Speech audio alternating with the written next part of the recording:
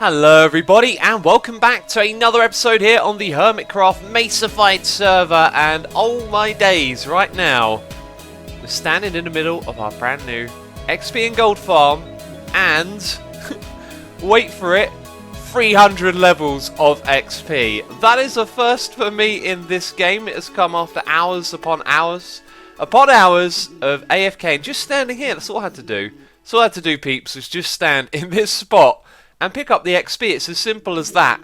And man, this farm is crazy cool. But it does have some inefficiencies, and I've been making little tweaks and changes. If we look down below, you can see a couple of things here and over there are different. And we're going to go through these changes one by one, because the plan is for this episode to make this farm even better than it currently is. You know, look at those swarms of pigmen running down here, falling down below, giving us their XP. We can make it even better, and that's exactly what we're going to do at the beginning of this episode. So I'm going to jump into my camera account, and we're going to have a look around at the changes that I made so far. So if you watched the last episode of Hermitcraft, you would have seen us constructing this glorious farm which was designed by Crash, and it wasn't without a few problems, which I have been correcting one by one in between episodes with the help of Crash. And for the beginning of this episode, we are going to be focusing on the changes that I made and making some more changes as well. So first of all, I would like to try and find one of these little guys. There we go, we've got one down here. If you saw the last episode, you may remember that we had lots and lots of these in the area, and that's because they could survive this fall trap over here. They would fall down, and if they survived, they would be able to go through this one high gap. And the solution there is to add these slabs, which allow the items and XP to flow through underneath, but it crushes the baby pigmen. So that takes care of that problem. And also behind one of these, there you go, we've got a pigman standing on the top bit there. Here's another problem. Sometimes the ice gets stuck to the slime blocks at the back. Crash has got a fix for that, and we're going to implement it because it renders this bit right here completely useless for the time being. And yeah, basically the pigmen can occasionally get caught on the back area over here, and I've got a fix for that as well. But there are two other fixes that we've made, or attempted to make. One of them works up here just fine. Now, pigmen are able to spawn on slime blocks, it would seem. We're not sure if it's slime blocks with air below or with another block below like the piston, but they can seem to spawn on here. And these daylight sensors are doing a great job of stopping them from spawning on these top parts. But when it comes to the ones down below, I've been experimenting with trapdoors. We've got just the one in the middle, and that's where the piston is below it. And that doesn't seem to stop mobs from spawning on here. As you can see, they seem to be able to spawn on the ones without a block below as well. So something odd's happening here, and it just means that loads of these mobs accumulate in this area, and of course we want to stop that from happening. So let's start off with just trying to fix these trapdoors first of all. So this should fix the problem. The trapdoors are supposed to block the spawning space that's here. And as you saw right there, because of this redstone line, they can go up and down. Now, if it weren't for this redstone, they would actually receive an update like that just did. So let's see it go.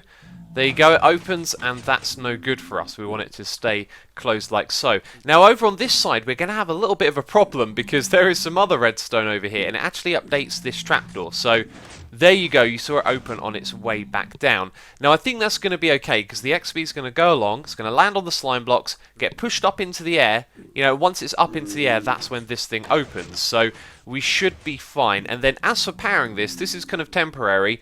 I was just thinking we might be able to get away with having a redstone block here and then run the signal off the side, do the same thing in the opposite corner, which would look a lot nicer. So that is potentially our first of many fixes that we're doing. I want to do a whole bunch at once and then go back up the top and test it and observe and see how it does. So the next problem is this, pigmen group dancing. It's not allowed on the server, guys.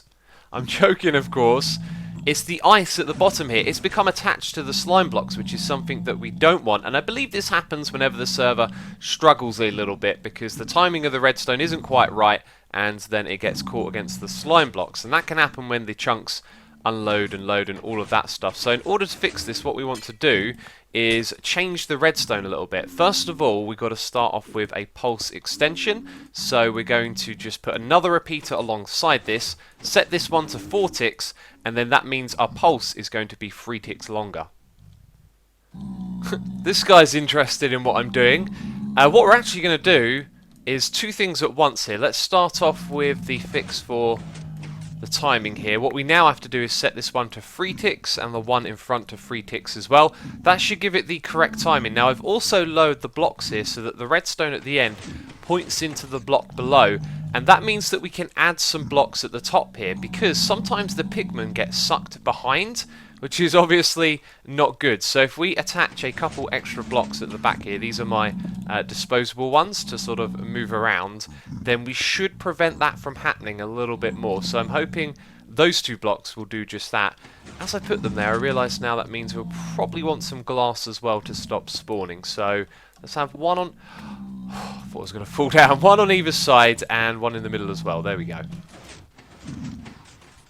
By the way, if you wanted to know why that works, it's because you make the pulse longer and then you add a little bit of delay with the first repeater and you make the pulse of the slime blocks going out shorter. So it means these goes down, then the slime blocks come out and go back in, and then they come back up again with more delay than you had before. And so now that's been fixed on all sides. We've got the blocks on the back, which should stop some XP and mobs making their way out the back because the piston pulls them through, I do believe. And there are more changes and tweaks we're going to make, but I think it's time for our next test. The thing I'm most curious about is this bit right here. I really want to see it stop those spawns, because you get loads of pigmen accumulating in this area and then it just slows down the rates of the farm. So anyway, let's get back up there and try this thing again.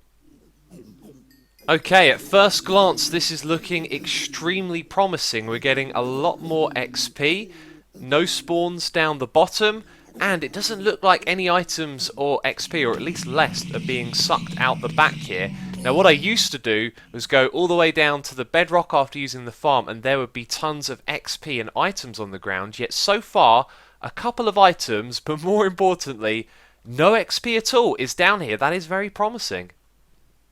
You've been caught in the act, buddy. I was looking at his friend over the side here thinking, man, where have you come from? And then I saw this guy spawn right there on the slime block, and that has actually air below it, so they can spawn on slime blocks with air below, which is something that I'd seen happen when we had our platforms down below. And even with the trapdoors, it doesn't block their spawning, so that's still an issue. It might lower the spawn rates a little bit, but it's still something we've got to figure out. This seems to be fantastic, this little fix at the back though, which is cool. And there's a very obvious problem in front of us right here, which is lots of items end up on the top here. Now, what I was going to suggest is that we open up the top area just in front of here so those items can fall onto the ice, but chances are they might not slide all the way across to our item filters down here. But I am thinking, and I said item filters, didn't I? I'm thinking this whole thing as a whole needs to be upgraded, so maybe we make it bigger, we add some more features to it, and we move it further back, maybe just over here. First of all though, I think I'll open this up and see like where the items slide across to. So they don't slide across very far, and the reason that items are actually bursting out and landing on the top here is because some of the zombie pigmen survived the drop.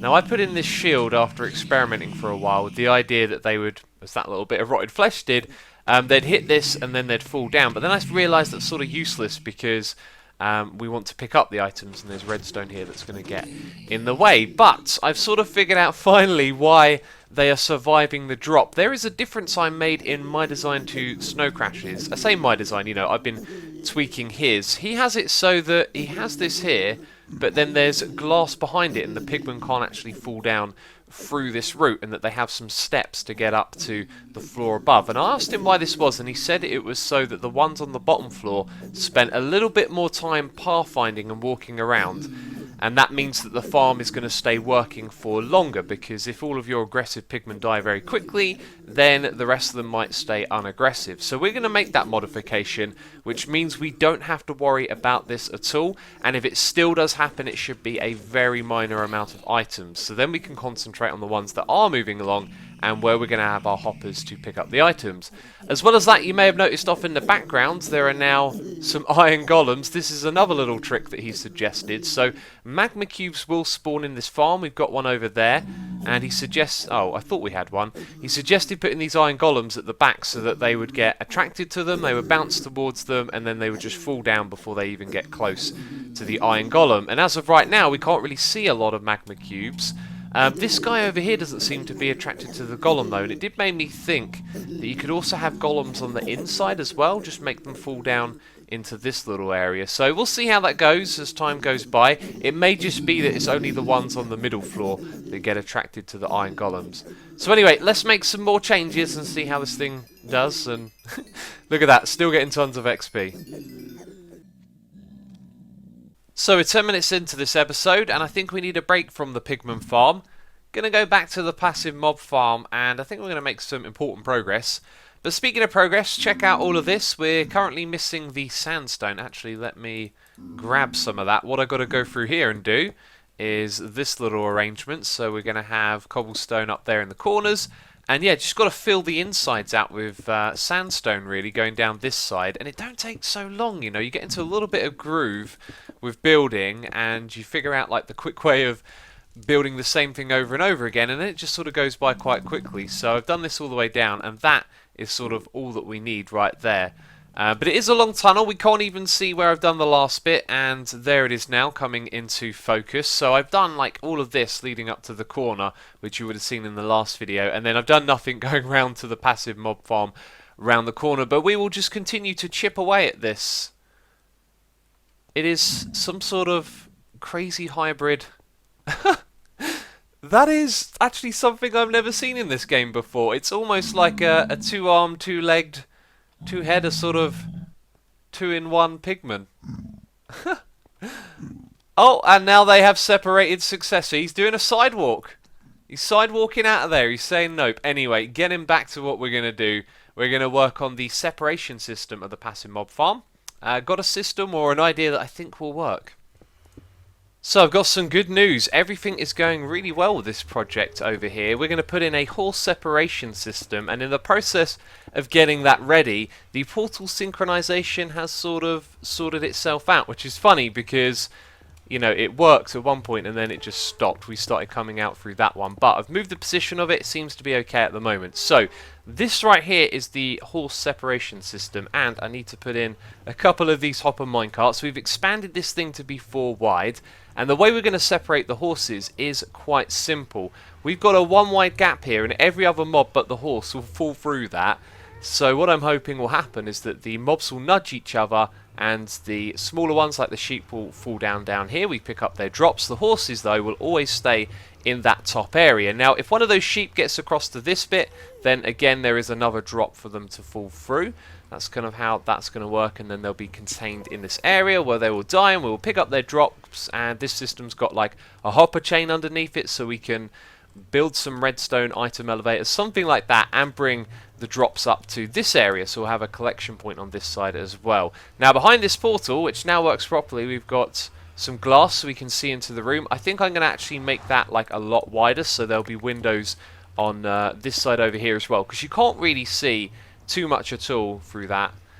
Anyway, the farm has been running extremely well. While I've been making these modifications, I've been going back and forth through this portal, and if I just stand on the other side for like 3 minutes, no more than that, we get a whole bunch of animals coming through. So this thing is definitely working. I'm the only person online as well, which helps, which is cool. But our plan is to, you know, decorate this area now, get it functional, get everything, you know, up to a point where we can use it like normal.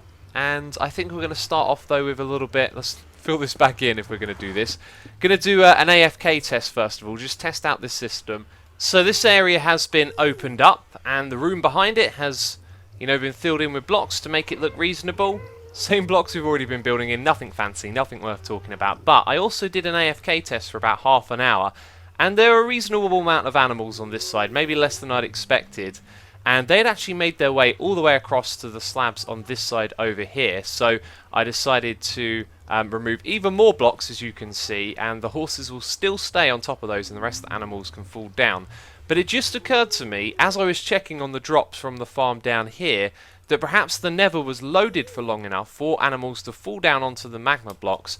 And so after we'd done our test and I came and looked at this, we were just seeing the animals that had survived. That's why there wasn't as many as I'd hoped. So what we really need to do is to sort out all of the items coming out of here, which I think I'll do next, because then when we do a test we can also see how many items we get from it. Now Biffle was flying around in game mode 3 here, teleported over to me to see what I was doing, and yeah, he told me about these horses that had appeared behind the portal. So I filled in all of the blocks that were above here, but there was sandstone directly behind the portal, and somehow these guys made it back down here. Now at the moment they have had full health. There's one of them that I can sit on actually. Why can't I sit on you now? Is it because I don't have an empty hand? Yeah, there you go. They've got full health, but I'm guessing that they just recovered that after, because if they came through this side, they must have come through blocks and taken damage. So I filled in all of that up above. We're going to fill in like all of the netherrack around here once I move them out. And yeah, that's kind of what we're doing, step by step at the moment. Anyway, what I want to focus on is just the items next. So we'll build an item elevator, I'll expand this area here, and we'll get those items coming up into some chests. Okay, another AFKing session done. This time I thought I'd go through the portal with you guys so we can see what the state is on the other side as soon as we go through. Whoa, loads and loads of them. Loads and loads. I can swear I can hear a horse taking damage. I'm going to have to watch the footage back there and see if I can make sense of some of that, because we've got our horses up top, we've got some other animals up there as well. This is where the items go through to, so some of the items that we just got are coming in. Doesn't look like any items have made their way up there from where I've been AFK, i.e. when the Nether gets loaded, as animals go through, things happen. This is the item elevator, taking the items up there. And that's kind of it. That's all there is to look at the moment, really, isn't there?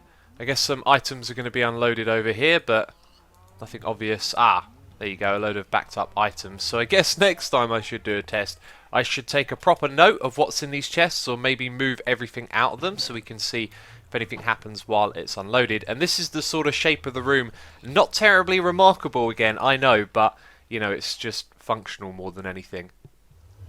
So there is leather floating on that block, and that means that something has died on there. How it would take damage when it's up top, I'm not too sure about, but a horse has definitely disappeared, so maybe this system doesn't work. Maybe they are able to fall through those gaps. I thought they wouldn't be able to. I'll have to double check it, I guess. So, we've lost our horse. So I found Horsey. Horsey came through to this side over here, so that explains that one. And then when I went back through the portal, I actually saw a horse in the room, except it was stuck in the blocks. So, oh, that was interesting. It was stuck in those blocks back there behind the portal. So that means we actually need this set up properly on both sides in order for the horses to survive, because it kind of makes sense really. Their hitbox is bigger than one block, so they're stuck inside the blocks back there. And my plan was to make a piston door over here. It was going to be something quite simple, like this sort of setup. So the ones at the back would extend, these ones would then push forward, and yeah, it'd be kind of flush. But the problem is, we probably need that to be free height, and I don't know if you can wire something like that as compact as you can do when it's too high, because the pistons are bub powered and it's all very convenient. So that's something I'll look into, but I was thinking, do you know what, it probably just might be easy in the end to actually just have some fence gates here, and then you just open them manually to go through, or you know, there's some redstone somewhere and you press a button. But the idea is, there is our collection area. Things here have changed slightly, as you can see, and then on the opposite side, this is how we get to where the horses are. So we're going to have an entrance here and one over there as well. As now what I've got to do is build this on the opposite side. So it's that time of the day where other people come onto the server, and I think we're going to have to knock this on its head for now. I did have an idea though. You know, these horses got sent behind here, and that's because they come through, they take damage in the blocks, and then I'm guessing that they sort of get nudged through.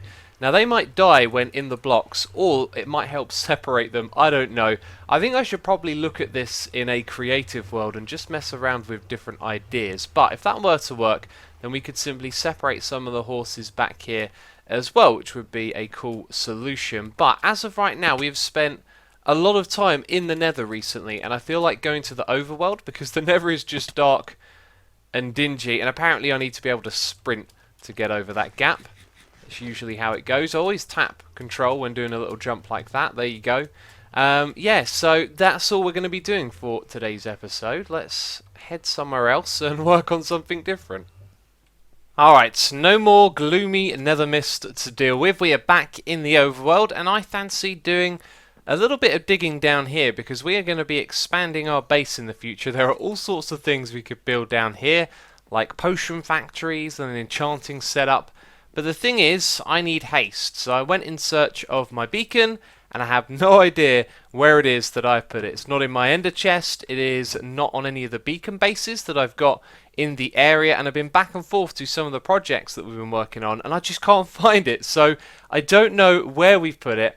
We're going to have to get ourselves a new beacon, and I've been thinking about a place where we can fight a wither, and I just decided to do it nearby. There's an area that's going to be, let's say, a little bit risky, which could in turn make it a little bit more fun. And while we head over there, I did want to chat to you guys about how I've been feeling lately. You see, the British summer is here, and oh, this Guardian Farm project. So much work to be done here. Once again, you can see I've done a little bit down here. There's big plans for this place. It just taking my time to get around to it, I know. Anyway, the British summer is here, and this is the place we're going to fight the wither, by the way.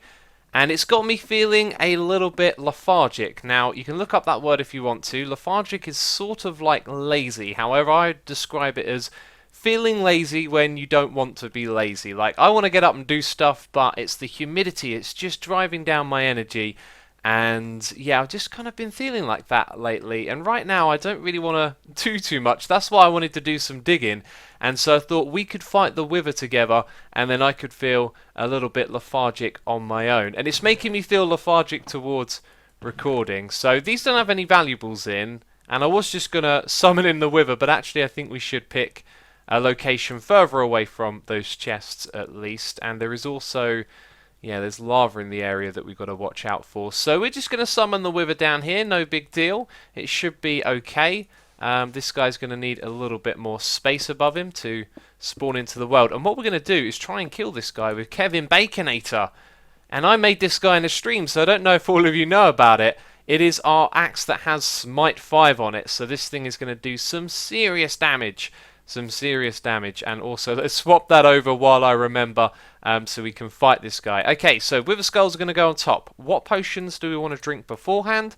Strength, we've only got 1 minute and 30 of that, so we'll have to wait. Let's drink our Night Vision and our Fire Resistance as well. And this will actually be the second Wither that we've fought on this server. I haven't really fought a lot of them this season, it would seem. Okay, so these things are all good to go during the fight, and we'll put strength on there as well. So fingers crossed that everything will be okay. That was terrible placement. Let's try that again. It's because I hit my head. And there you go, we've got a wither in the world. Alright, so we need to take a step back. We want to put our strength potion on our hotbar, and we're going to chug this golden apple right at the beginning of the fight, and then put our, hey, other regeneration there. Okay, so let's get involved. Let's get close. Let's whack him with Kevin Baconator. And there go my hearts immediately. And Kevin is doing some serious damage here, as am I also getting some serious damage from this guy. Okay. Oh no, we brought him down. I thought for a second there, whoa, whoa, whoa, whoa, whoa, whoa, whoa, whoa, whoa. Let's drink the regeneration as quick as we can. Let's splash one of those at our feet. That was incredibly low and very scary. Now let's drink our strength potion, which we probably should have been using from the beginning. And you know what's killing me here? It's the saturation on the food. It's just getting zapped away. Okay, that was crazy. We are out of potions. We got to kill this guy quick. You know what I mean? Let's take him out, and I was about to say one more hit and he seemed to die immediately. That was a crazy fight. I need to eat food immediately, otherwise I might die to this wither effect. I do have a regeneration potion. I like to try and make my potions last where I can. So being a bit cheeky there. And how long have we got this for? 20 seconds? 20 seconds. Okay, I think we're going to be good. I think we'll survive. So Kevin Baconator was a beast in that fight, and we really should have used strength from the get-go. You see, I was thinking, you know, for the first half of the fight, you're usually shooting your bow at it, which is true, except because we were underground, we could whack it with our axe anyway. So that was a really cool fight. Do you know what? That's all of my skull's gone now. We got the Nether Star. We can make the beacon. it would have been really nice to have actually fought another one and see how much damage we could do with, you know, Strength 2 and Kevin Baconator. I don't think there'd be any way to up the ante further than that, or, you know, make yourself attack stronger. So yeah, anyway, let's craft this beacon up. The Wither drops XP, doesn't it? I was just noticing that my XP meter has hardly budged at all. That's because we got 360 levels from our crazy Pigman farm. And yeah, earlier I was just talking about feeling a little bit lethargic, and I wanted to explain that a bit more, because when I talk in these videos, I go off on one, and I don't feel like I've said what I actually wanted to say sometimes. It affects the video recording. As much as I want to hop on here and play, I've got no problem with that at all. I just don't feel like recording for some reason, and it's not that I don't like recording, it's just the summertime, it's the humidity. I've always disliked humidity. In some countries, you know, it's very humid, and for me that just saps my energy away. Now that I've got this beacon, we can set up a beacon for ourselves to use, although I don't know if we're going to use a small temporary one just outside, because it's not really going to range that far. You see, when you build a small beacon base, it doesn't go as far. And look what I'm doing. I'm talking about something else when I wanted to talk to you all about feeling lethargic. So anyway, if my videos just seem slightly different lately, know that it's because I just feel a little bit zapped of energy in the day. That's just how it goes with all this humidity. I'm sure some of you are the same. And yeah, I was trying to say that earlier and didn't really say it very well at all. No, that's not how you make a beacon base. What's going on?